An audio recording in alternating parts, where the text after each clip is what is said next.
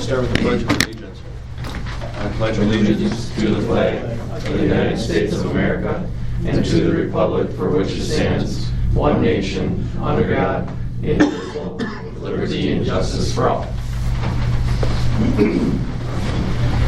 All right. First item of business is approval of the minutes from the regular board meeting December 13th. Everyone's had a chance to take a look at the minutes. Anybody have any corrections that they'd like to suggest we make? Seeing none, we'll proceed to vote. I entertain a motion. I move to approve. Second. Been properly moved and second to approve the minutes of the board meeting December 13th. All in favor signify by saying aye. Aye. All opposed? Motion passes. Next item is the approval of the general fund vouchers, 79,176 through 79,221, and wire transfers 2022 0260 through 2022 0319. Move to approve. Second. Been properly moved and seconded that we approve the general fund vouchers as read. All in favor signify by saying aye. Aye. All opposed? Motion passes. Next item is our public comments on agenda items. Anybody have anything they want to share? Excuse me. Seeing none, we'll move on to our new business, and the first item of business is the review and approval of bid results on our high school roof project. Okay, so first item we had the opening of the bids took place on Thursday morning, December 23rd at 10 a.m.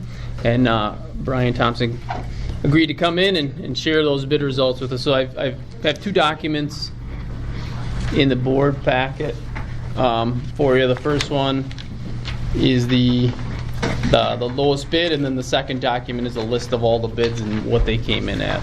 So I'll turn it over to Brian. Thank you very much. So we had a fairly good turnout. We had 5 bidders bid the project. On the second page of the document, I think that Josh put in your packet was the actual list of all the bid results. Yep. Our low bidder is listed on the left-hand side. So basically, in some pretty tight bids, we had our top three bidders are all within 10% of each other, which is pretty good for a dollar amount of this size. Our top two guys are within 3% of each other, which is pretty tight. Basically, what that tells you is the estimator saw the project basically the same. Definitely the top three guys anyway. I did get a question when we opened up the bids. The question was, it's a good question too. It's like, well, why was the top guy so high? You know, it's a good question. Partially because he's one of the largest union contractors in the metro, in the cities. He came over and wanted to bid it. He had a foreman that lived over here in Baldwin, and so they wanted to take a run at the project. But he's a much bigger outfit, a lot more overhead. And he also was getting much more busy for the summer already, so he wasn't nearly as aggressive as the other guys.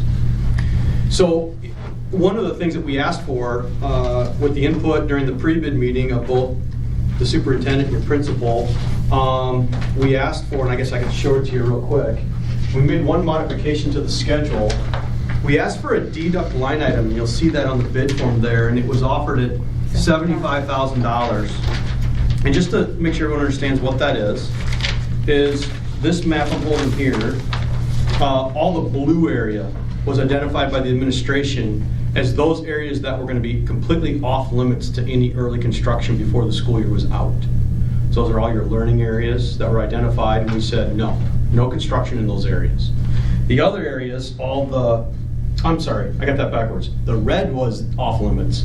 Blue, no, I wasn't right. Sorry. Oh, you're right. Yeah. I'm carrying my own map. Blue was off limits. Red was summer only. Okay. So we identified those areas and we changed. Initially, we had the gym as being able to go in the summertime. During the school year, and we decided no, let's not do that. We're going to go ahead and do the gym also in the summer when school's out. So blue, summer only, no school activity. Only the red would be during the school year for the early start.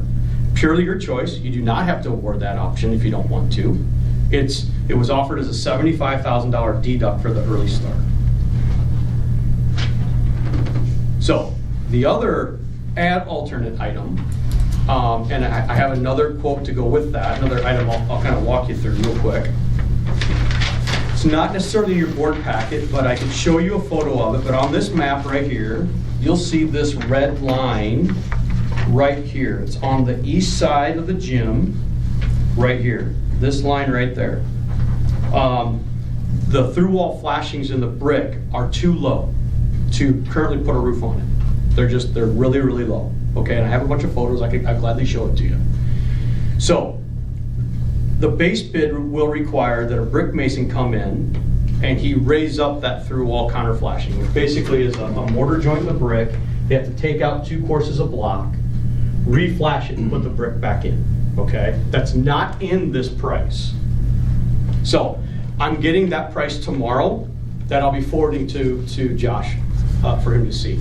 I was told it's about $30,000.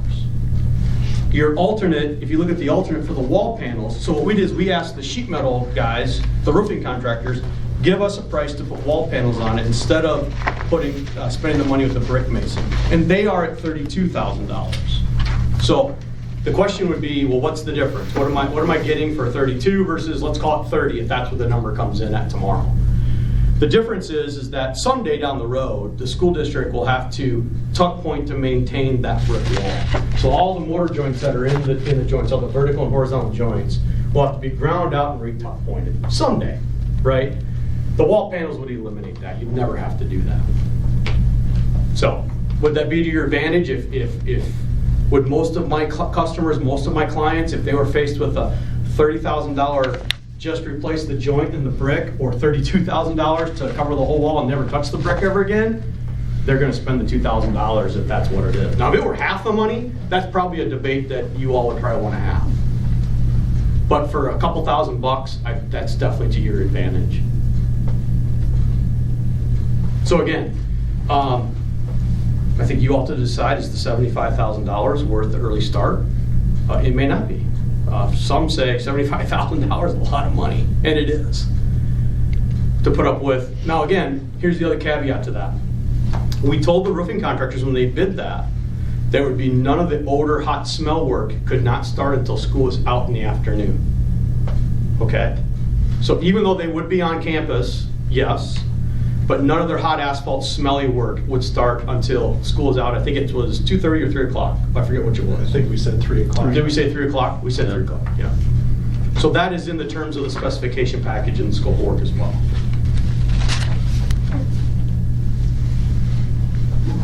So what we're asking for tonight is approval for our low bidder, and I think it's up for discussion for you all to, is it worth the $75,000 to let him get started early or not? Isn't on that map, some of the red is over some types of classrooms, right? Whether it's the tech ed or, Yeah, some of those. so what classes are in the red that would have stuff going on? So you're looking at our like the C is all like ag shop, classes that produce a lot of noise anyway during the day. Okay. So we didn't think it was, and honestly, when you look at like What about E? Right there in the middle? Do you see that, Chris? Do you know what that is? District. That's right to the south of so is that the library? Oh yeah. Yep, I believe that is the library.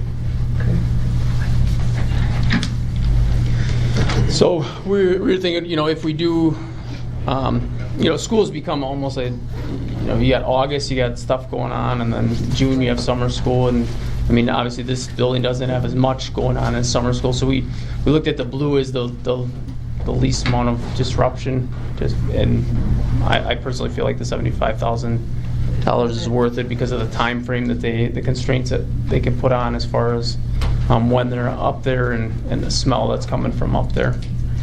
And the gym, what we learned there is that they're gonna have to put poly down on the floor because it's gonna make a mess. Yeah. We're going to vibrate, the top of the deck's going to shake when they put their equipment up there, and so it's dusty up there just from the ages that it is. Tom assured us he hadn't been up there dusting the bar joist. And I wouldn't expect him to. Put him on the agenda next week. Exactly. Reprimand him, please, hard. And so we know that through experience there's going to be some dust. So we have it in the scope, it's in the base price, that the contractor's responsible. He's going to be laying poly down to protect your wood floor. We don't want to damage your wood floor. we revisit. Yeah, and that- Yeah, so that's why that got pushed to summer as well. So we didn't want to interfere with any spring activities in the gym. And are we talking March, April, May? I mean, how long? You know, he'd like to get, well, so here's the problem. Well, his scenario. No. He doesn't want to get on site, mobilize too early to where all of a sudden he has to shut down and he can't keep continuing Right. work, right? So in talking to him, he's kind of thinking late April, early May is what he's thinking.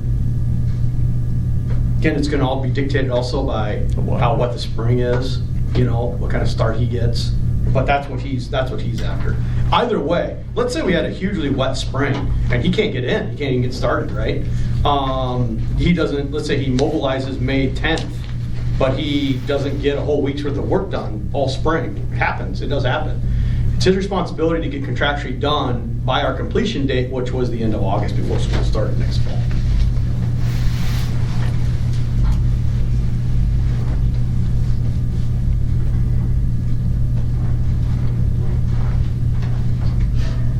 Anybody have any other questions? Sounds good. Thank you. Well, thank you. Anybody have any discussion on who to go with other than the low bid? You've worked with the guy with the low bid Yeah. before? Yes, I have a lot. Well, then I will entertain a motion.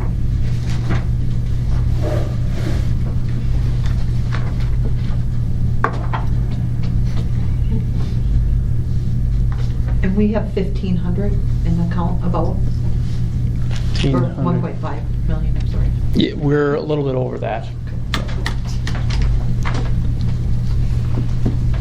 My best guess is that we're going to be coming right on the mark with about this. Are you talking Fund 46? Yes. Yeah. Yep. All right, I'll entertain a motion once again. I move to approve the bid result to go with Jackson and Associates. Second. It's been properly moved and seconded to approve the low bid on the roof project. All in favor signify by saying aye. Aye. Opposed? Motion passes. Next time of business is the resolution authorizing the school district budget to exceed revenue limit by $800,000 for recurring purposes. Okay, so we have two items.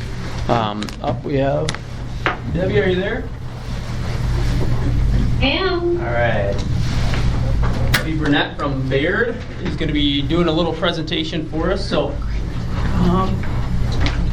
just a little bit.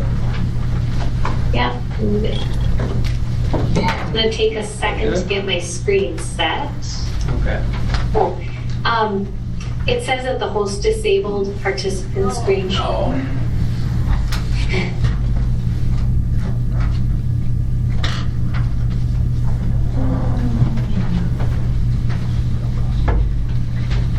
Try that.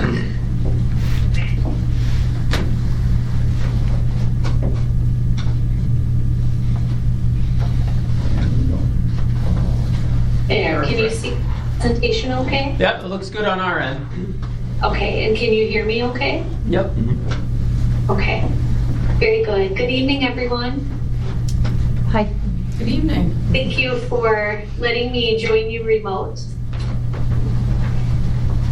Josh and I have been working on your operational referendum planning and scenarios for some time. I'm here tonight to support you in the conversation around referendums, what they are, how they're structured, and just answer any questions I can so that you can determine if referendum is the right solution for you, and if so, answer some of the key questions that need to be addressed in order to move forward. So tonight I'm coming to you with a couple of what I call foundation understandings. I understand that you're hoping to go to referendum in April of 22, that the goal is that these referendum funds will provide additional dollars so that you can implement and support salary structure, and we specifically for your teaching staff, in order to attract and retain them more strongly. I didn't say that very well. The second bullet narrates it better. But the other understanding is we talked about running these scenarios. So going to referendum in April, generate dollars to support a salary structure while being conscious to the taxpayers. So our goal when we ran scenarios was to maintain a mill rate projection. We know that projections can change and will change, but forecast the mill rate between 950 and 999, which you'll see is in line with the most recent historical trends. So as we talk about referendum tonight, we're talking about operational referendum. Debt referendums are different. Those are when you borrow money in order to do a renovation or build boilers and such, which you've done before. This is an operational type. This is asking the community to approve additional levy dollars in order to give you more to operate. There are two different kinds of operational referendums. One of them is non-recurring.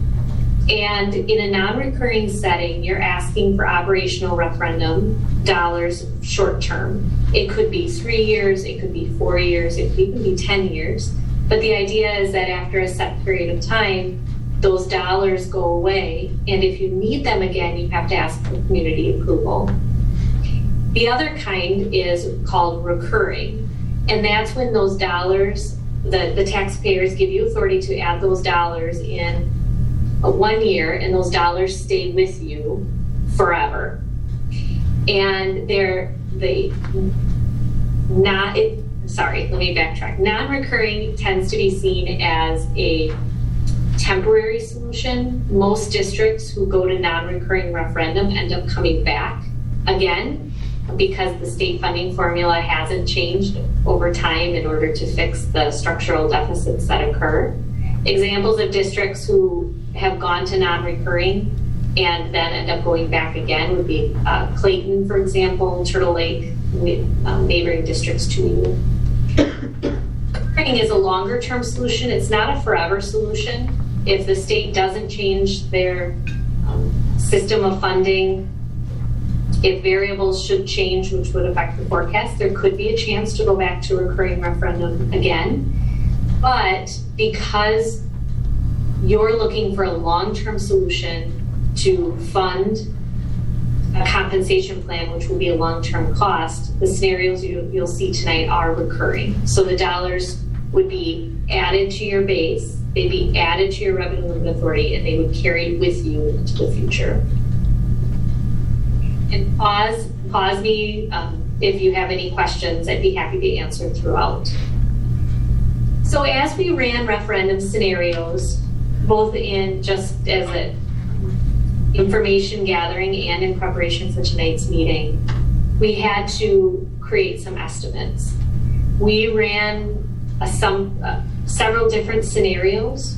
We know that state and local changes can affect the figures that we're sharing with you tonight, but we did base it on some set assumptions that were thoughtful and want to share those before we share the outputs of the scenarios.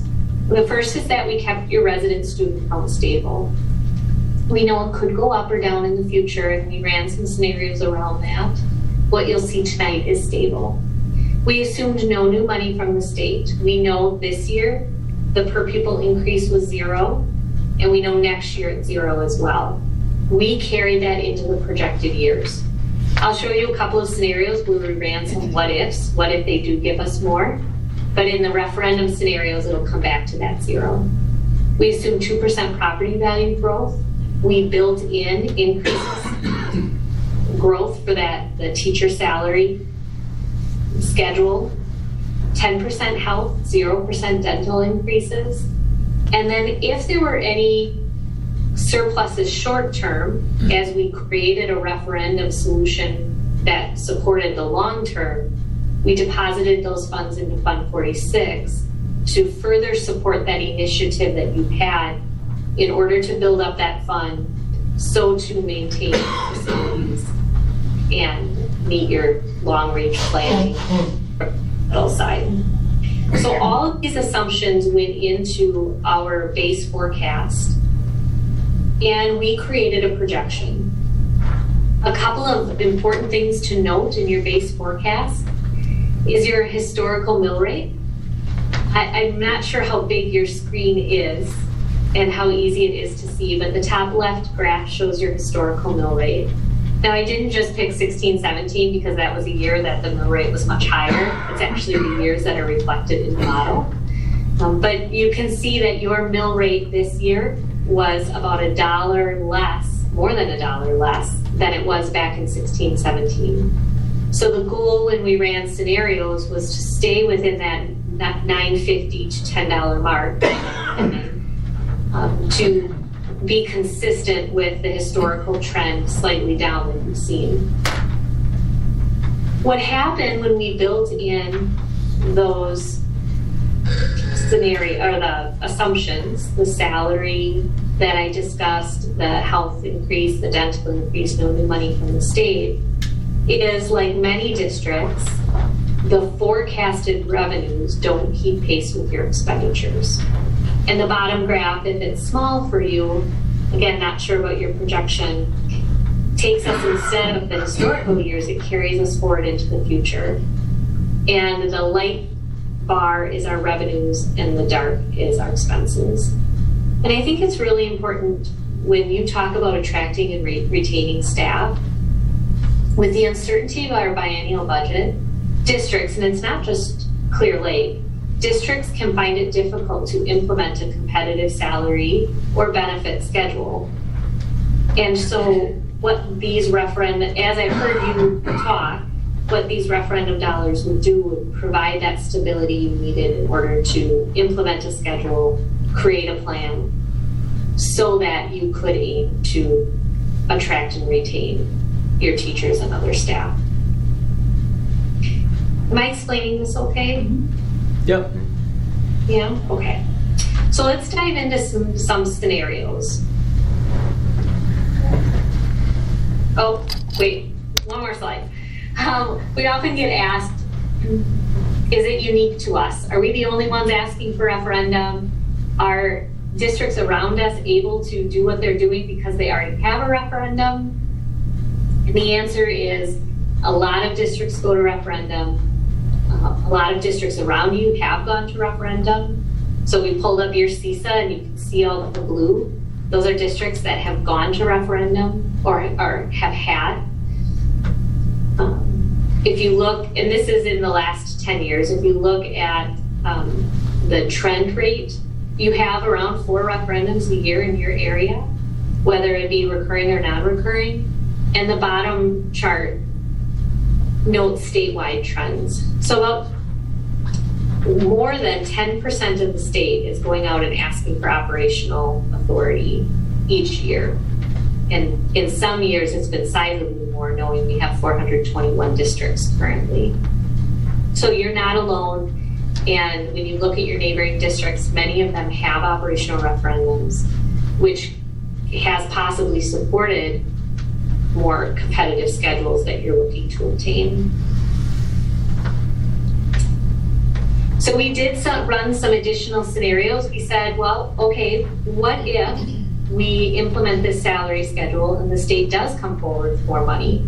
What happens if they provide $100 per pupil increase in the outlying years? Or what happens if they provide $200? In these scenarios with these assumptions, it shows that the revenue would almost keep pace with expenditures. But if everything stayed the same and the projections held true, it still wouldn't provide enough to be certain that your schedule could move forward and be affordable. And by affordable, we mean create a surplus or balanced budget in future years. So then we came and we ran some scenarios saying, okay, if we acknowledge that the state funding has not kept pace in the past for most districts, and if we want to ensure that we have the dollars locally in order to implement this schedule and carry it forward, what would a $600,000 recurring referendum look like? $600,000 would be added in 22-23. That's why you can see the revenue bar is a little higher in that year. Again, those could be dollars allocated to Fund 46. And then in the future years, because you get to keep those dollars, it keeps pace with the expenditure growth that would occur. In this scenario with 600,000, because you get more aid the more you spend, and that equalization aid offsets the levy, so you get levy relief the more you spend. Your mill rate would not only stay within that target based on these projections, but might actually be less than it is now over time. Again, the further we go out, the more that can change. But based on the trends, this is what we're forecasting now. So when we talked about the $600,000 scenario, we saw that in the short term it would be enough, and in the long term it might be, but there wasn't that certainty that the next scenario shows, which is our $800,000 scenario. The $800,000 scenario, same as with the 6, the dollars would get added in 22-23. They would carry with you into the future. And in this case, the extra would go into Fund 46, but it buys you a little bit more time with the uncertainty of the state budget. It gives you your own independence, I guess we'll say, carrying you forward, creating balanced budgets in the life of the model, which is projected out 5 years.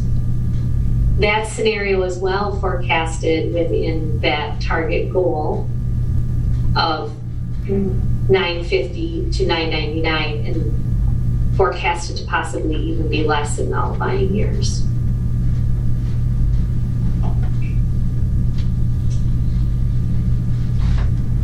So tonight, I hope this information is helpful. It might be things you've already thought about or considered.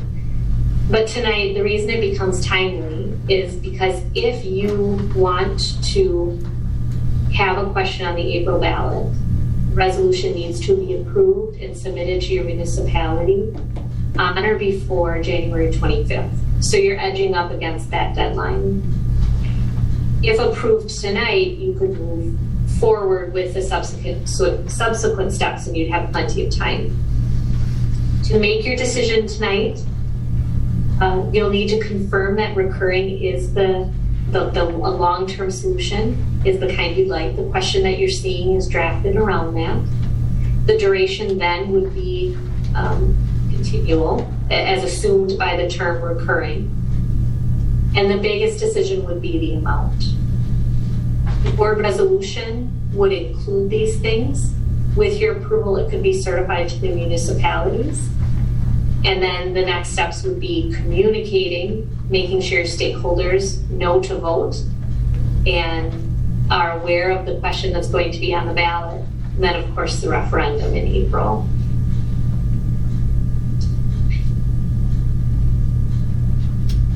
Are there any questions? Is there anything that I can elaborate on or go back to?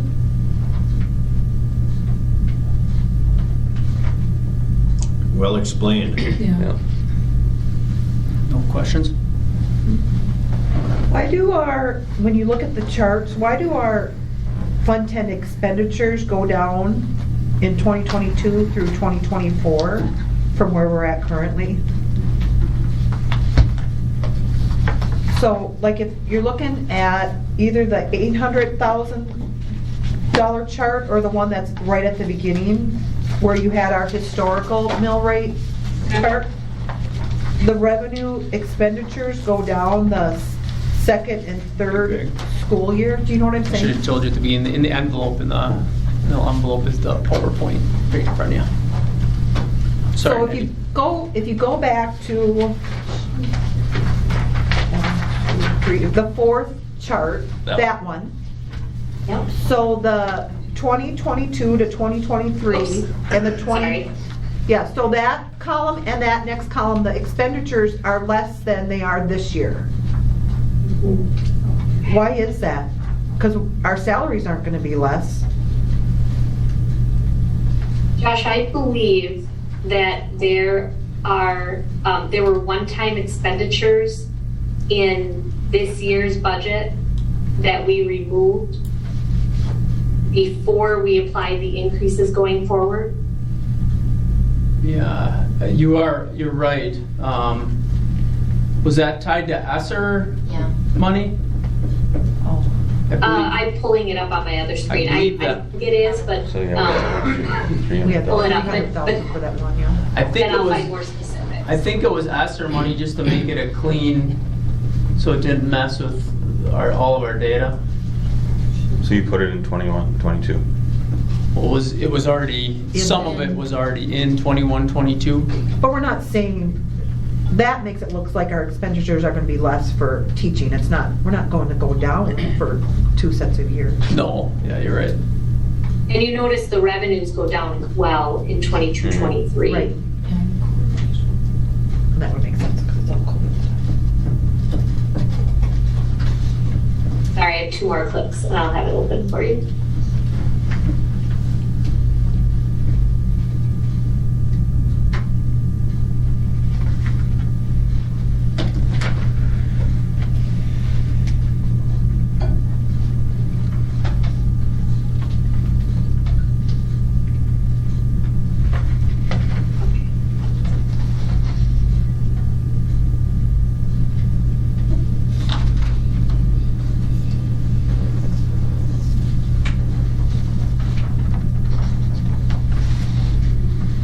It's only 2 years. Sorry, my computer, Where this is higher, because it goes down to 9. it's actually in my office, so I'm,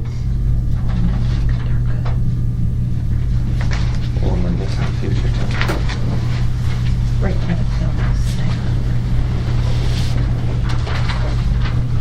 yes, there were expenses that were reduced in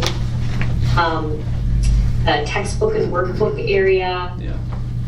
equipment, capital type purchases. So that is that was ESSER money then, yeah. Okay. Yes. And there was corresponding ESSER revenue pulled out as well, which helps explain why both bars decreased in the next year, and then you see the growth in the expenditures after that. Sure, okay. Does that make sense, Nettie? Yep.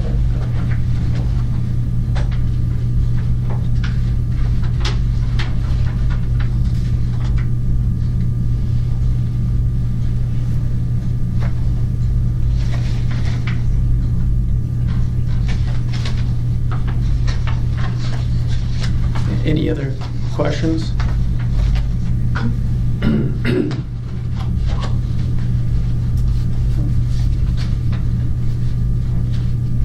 So you'll notice a couple things. I just wanted to kind of reiterate that Debbie presented on all of the variables that are at play. Or, I kind of joked with Debbie and said we have about 100% chance of getting this wrong because there's so many variables that are at play that you really don't know. Something simple as the cost of health insurance, could be more or less than 10%, which then would impact this whole scenario, both scenarios.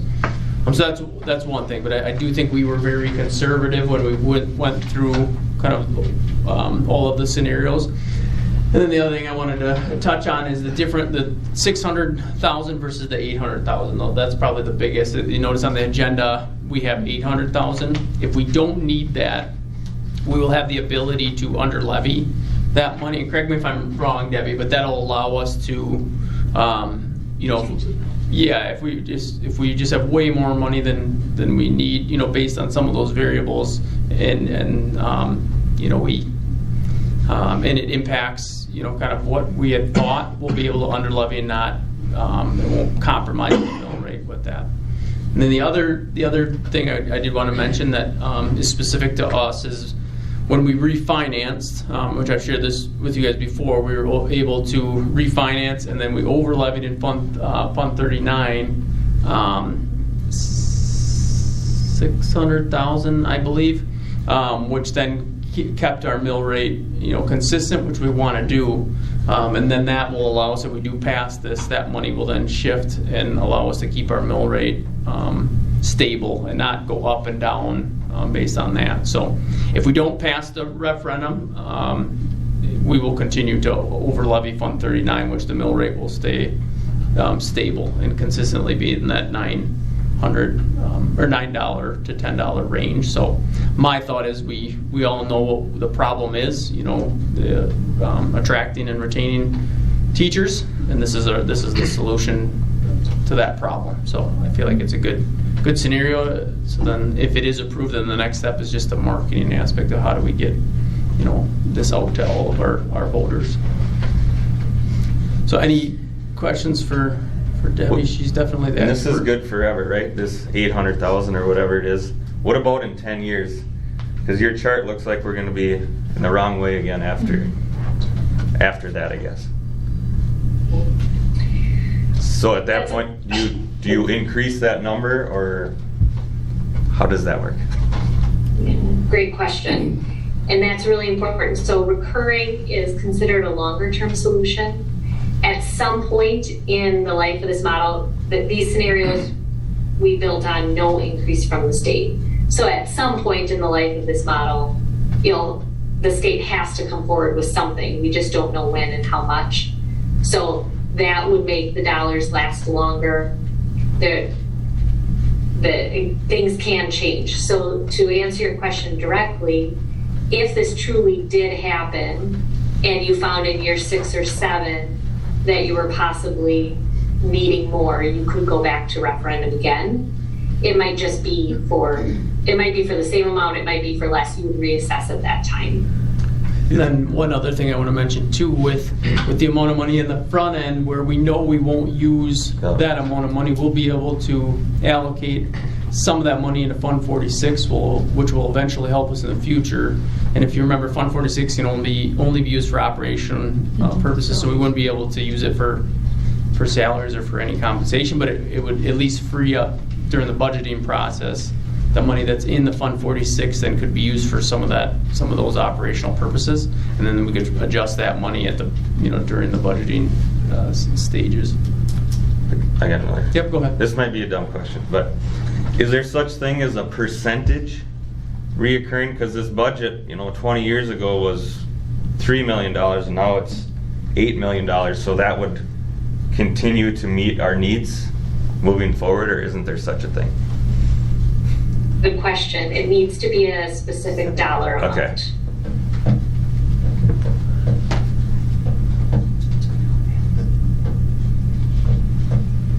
That's a really good question. I've never been asked that before. Well, the dollar's going to be worth less and less, it seems. But Yep, that's smart.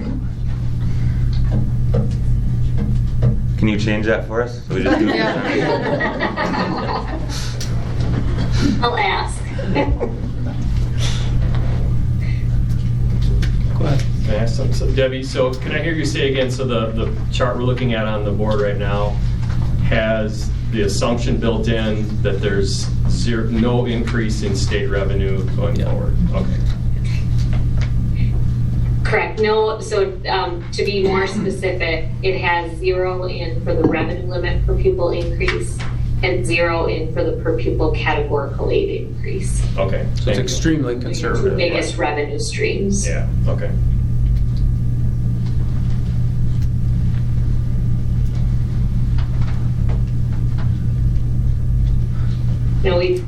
We've been having our workshops all over the state, and there is confidence that there will be money added to either the revenue limit or per pupil categorical aid. There's not enough confidence in how much or when in order to meaningfully build it into forecasts. So what you chose to do in your model is very similar to what we're seeing others do as well.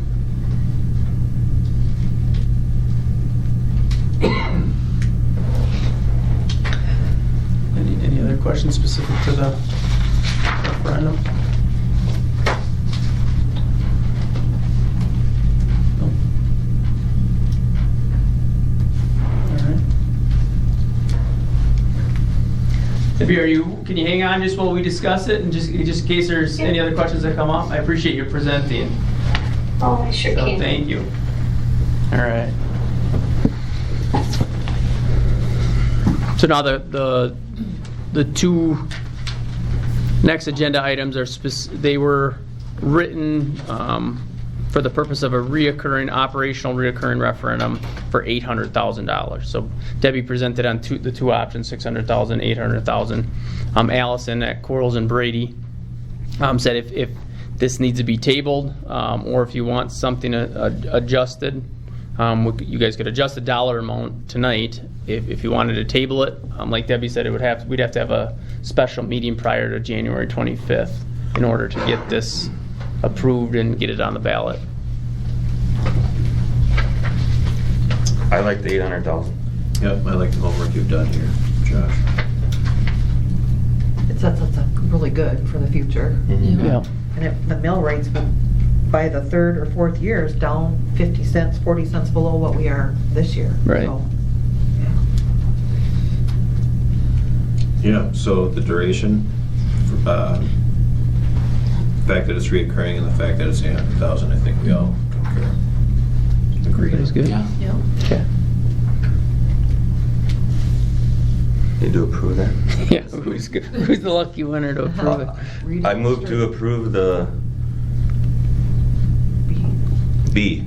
Read it out. Should I do that? No.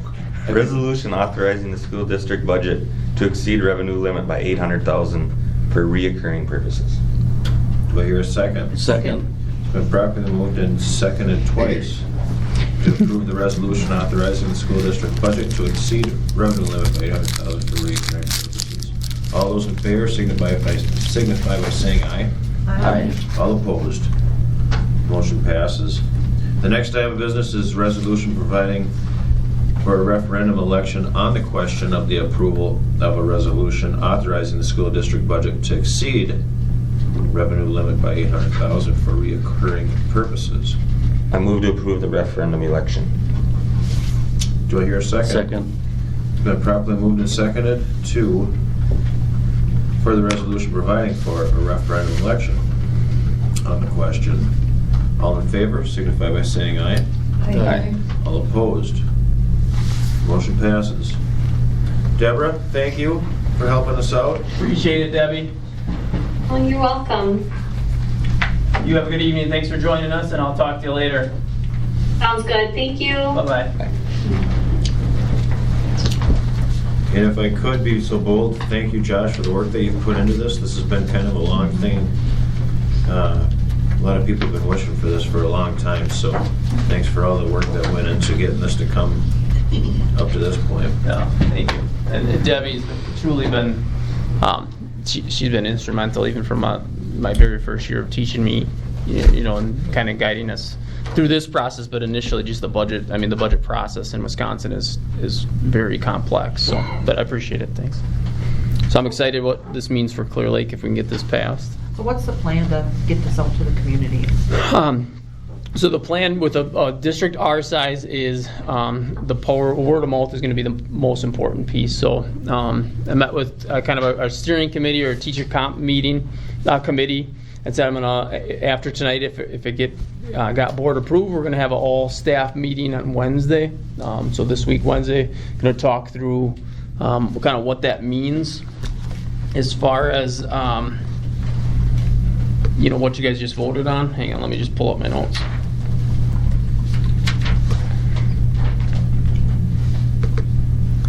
And then time frame.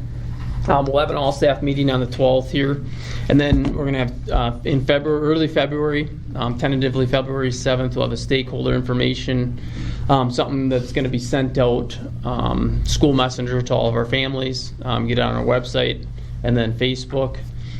February 21st is going to be a stakeholder Q&A here on site, where we invite any stakeholder that wants to, community member, to come in and ask questions and give some informational talking points on our end. March 7th, hold another stakeholder Q&A. Have two opportunities where we can have stakeholder involvement where we have question and answer. The 28th, we send out another informational document on school messenger and online, and then April 5th will be the vote. So you guys will see it's a little bit tricky in the envelope that I gave you. There's a couple documents from Quarles and Brady, and it lists out what can and what can't be done from a school district and what our role, even my specific role. I can't hold yes meetings and try to promote a referendum. We just have to provide information to all of our stakeholders and community so they know what we're doing, why we're doing it. I do think one couple things I think are huge in our favor, but one, I think everyone, we can even reflect back to when our, I guess for lack of better terms, when our board was a little bit dysfunctional at times. Everyone at the table agreed that we had the same problem, like regardless of where, people were during that time. So I've yet to meet someone that disagrees with the problem that we all feel that we have. So I think that's going to be huge for us. And then two, the mill rate piece, we're doing this without impacting tax dollars, without impacting the mill rate. And we've done our due diligence on our end, with some good budgeting, with some luck as well mixed in, where we've been able to have, you guys just approved a purchase of a $1.7 million roof on this building, and we're not asking for any dollars from our taxpayers. I mean, I think that's huge. And then to be able to, we did 1 year of adjustments for teacher salaries, regardless of what passes. We're doing year 2, like we've talked about. There's going to be another adjustment similar to last year. And I met with the teacher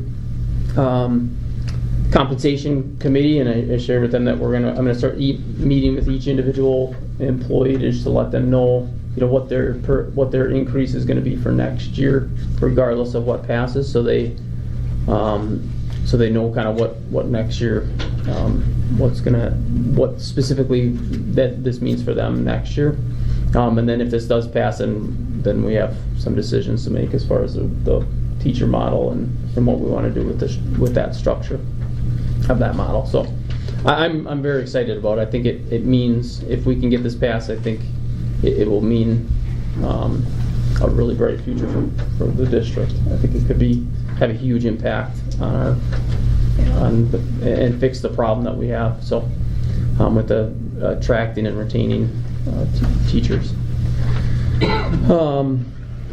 So then I guess I get back. There's a document with Quarles and Brady that kind of lists out what we can and can't do. So I put those in the envelope for you guys to review as well. And then it's got what will actually be on the ballot, the question for the voters on that day too. So for you guys take a look through that if you want.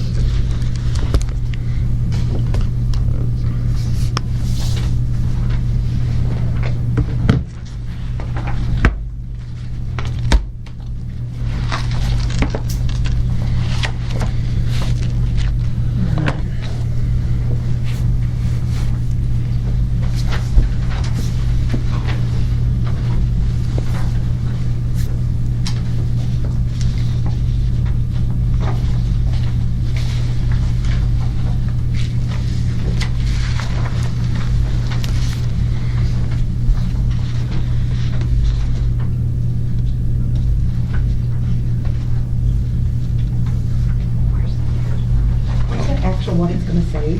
Does it exhibit B? It says and it needs to be published and stuff. The question reads? Right, what's going to be on the actual ballot? I'm not finding that.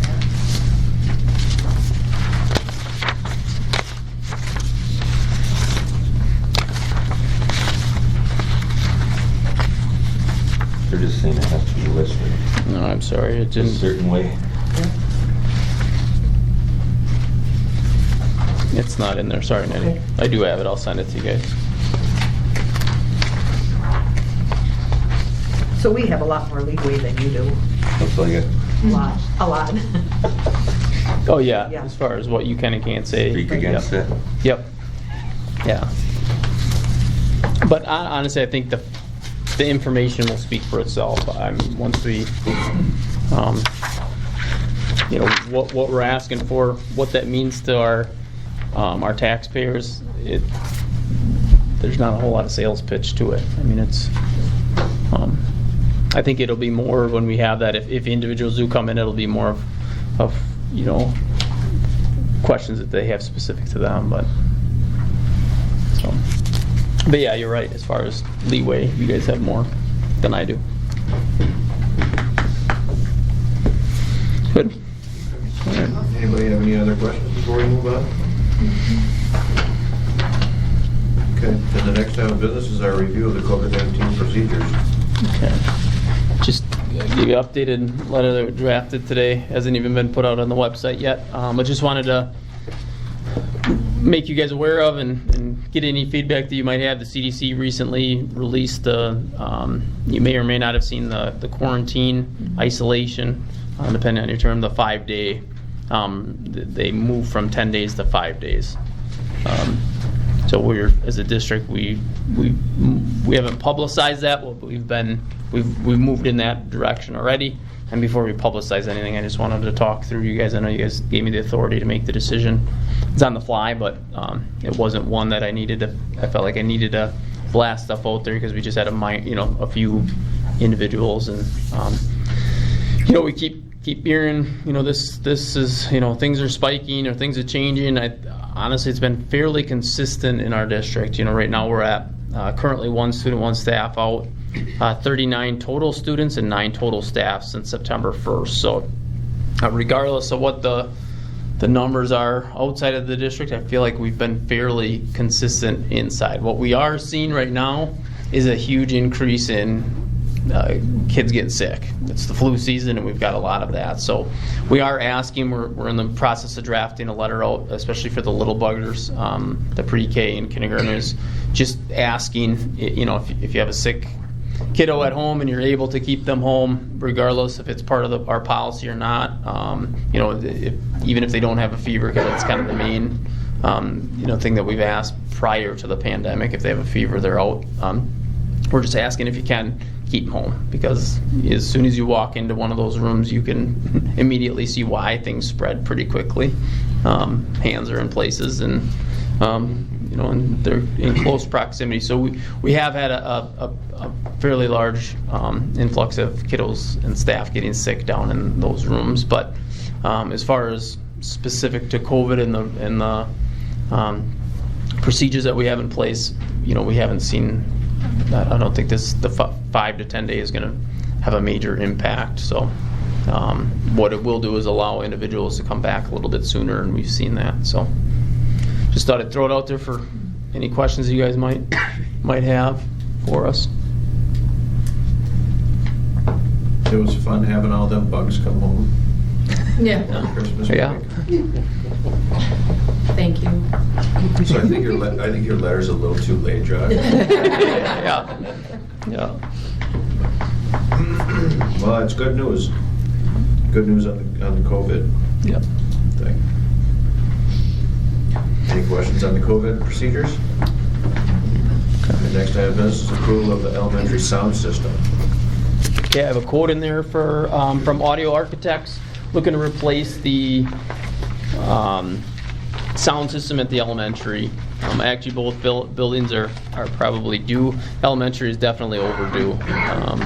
Just in the gym, not the whole. In the gym, yeah, in the gym and the commons area. So the quote's in there.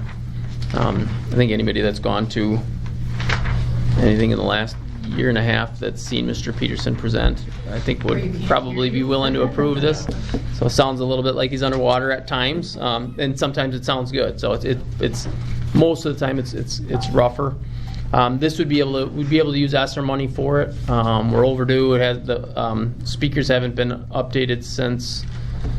Do you know the date? 91. 91. All that stuff.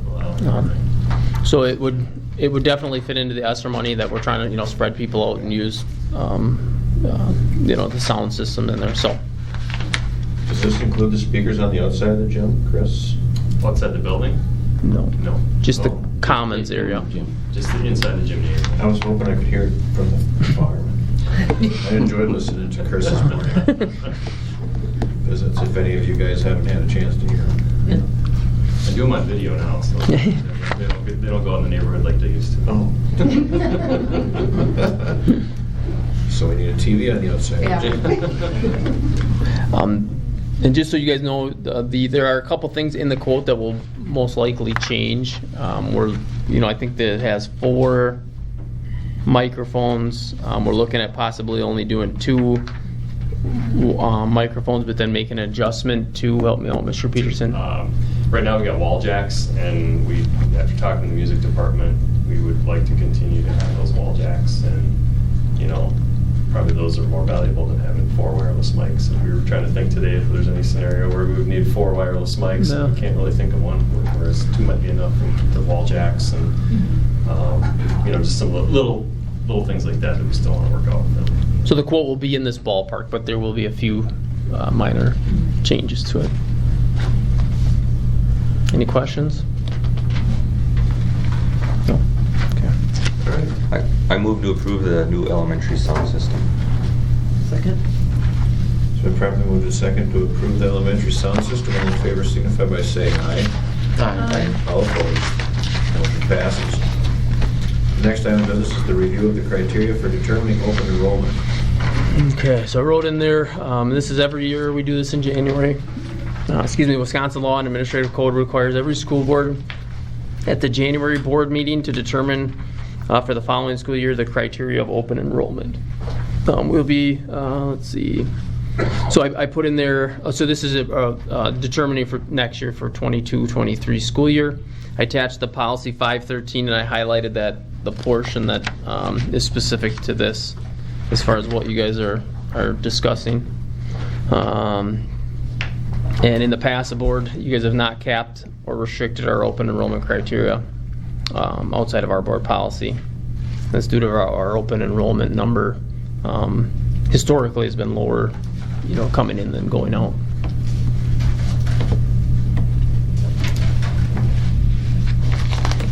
Okay, any questions? I move to approve the open enrollment criteria. Do we need a motion? Do we want a motion? Yeah, you do need a motion. Second. All right, it's been properly moved and second. Thank you, Scott, for approving the criteria for determining open enrollment. All in favor, signify by saying aye. Aye. All opposed? Motion passes. Next item of business is the review of the 2021 audit. Okay, so I have the audit packets for you like we do every year. So you have three documents or 3 packets. Usually we only have 2. This year we've talked about it, but in case you don't remember, we had a single audit as well because of the ESSER dollars. So the federal dollars, that threshold required us to get audited for our federal money as well. So pretty similar. I mean, same as every other year as far as what we know that we need. As far as the size of the district, it's very similar to the issues that all districts our size have. Ms. Karnick, do you have anything you wanted to add to? No, it just wasn't, it was all our federal funds. I mean, it Yep. was food service, it was ESSER, it was, we were just over the 750,000. Yep. Was there any surprises? No. Just transportation. Oh, I guess transportation was a surprise, yeah. As far as, but no, as far as just how we, and this is gonna be, so we just have to revisit how we do things as far as like how we're counting the mileage for each student. And just little things. So we were, counting like the 0.2 miles that we, when we pick a student up from the high school and then travel to elementary and then go, to their house and so little things like that. But it was a lot of little things that literally every student in the district that we pick up for transportation, we had to look at and figure out and redo their mileage. So we're in the process of doing that for next year's audit. So it's a pain, to be honest. Yeah. And then also let's say my kids were in the district. I have some at the elementary, some at the middle school. The mileage has to be for each building. You can't have one mileage for one family. How many miles does it take to go from the junior, senior high building to their house and be picked up? That's what we have to report. And then same household, but if it's an elementary, how many miles from the elementary building back to the house, and then we have to report that. So just we have to be more accurate with what we're reporting, I guess, is the bottom line. I think they're still on the bus from the elementary to the high school, right? You think so, but You don't have to count the carpet fibers in a vacuum cleaner bag. no. Anybody have any other questions about the audit? We'll move on to the next item of business. Do we need Just a review. Just a review, yeah. All right, then the next item of business is review of the upcoming school board election and primary election. Okay, so just threw this on there. It might be the first time in school history that we have a primary. Definitely quite a ways back. So we have 4 individuals that are running for school board for the 1 spot. I'd like to thank Mr. Ryan Munson for your time on the board. Appreciate it. So we have 1 spot, 1 vacancy, and 4 individuals running. So it'll be a primary, so that election will take place on Tuesday, February 15th. We have Nikki Sunday, Lisa Mago, Jason Kirk, and Matt Elsmore. So those 4 individuals. The Clear Lake Chronicle and reached out to them, and we gave them a list of questions, and it sounds like a picture will be posted in the paper with answers to those questions like we've done in the past. And then the 2 individuals that have the most votes on that primary will then move to the April election.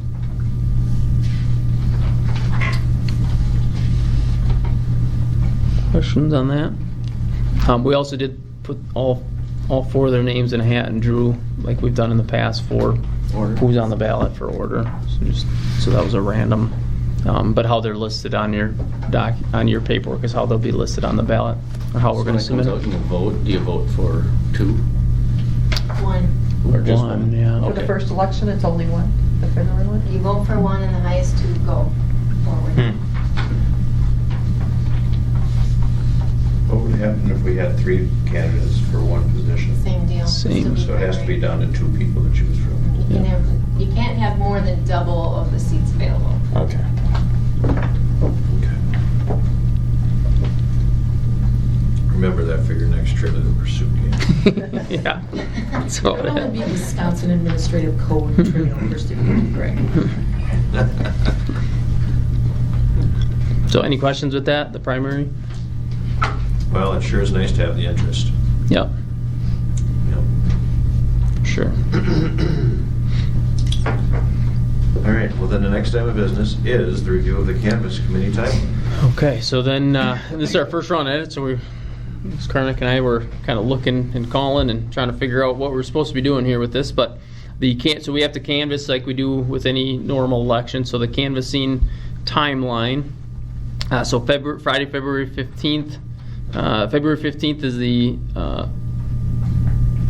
election, and then February 22nd at 4 o'clock is the timeline to have everything canvassed. So we need to have, so I put on there, I propose that we meet to canvass on Monday, February 21st after school, if that works for somebody. I could do it. Can do it? Everybody good with Skip doing it? Okay. Thank you, Skip.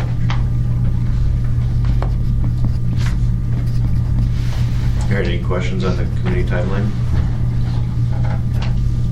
Okay, next item of business is the superintendent's notes. Dr. Joshua Ernst. Okay, I think I've done enough talking, so I don't have a whole lot of notes, so I'm good. All right, so then the next item of business is the contemplated closed session. So our visitors, thank you guys for coming in. Our next item of business is in accordance to WSS 1925, paragraph 1C, considering employment, compensation, or performance data of any public employee over which governmental body has jurisdiction or exercises responsibility. Tonight we'll discuss 21-22 district administrator evaluation. I will poll the board. Patty? Yes. Skip? Mm-hmm. Brian? Yes. Christie? Yep. Myself, yes. And we will be in closed session. Yep. All right, we will return to open session. I will entertain a motion I move to approve the 21-22 district administrator evaluation. Second. It's been properly moved and seconded to approve the district administrator evaluations. All in favor signify by saying aye. Aye. All opposed? Motion passes. Future agenda items is the next item of business. Okay, I will now entertain a motion. Adjourn. I move to adjourn. Second. Very properly moved and seconded that we adjourn. All in favor signify by saying aye. Aye. All opposed? Motion passes. We are adjourned.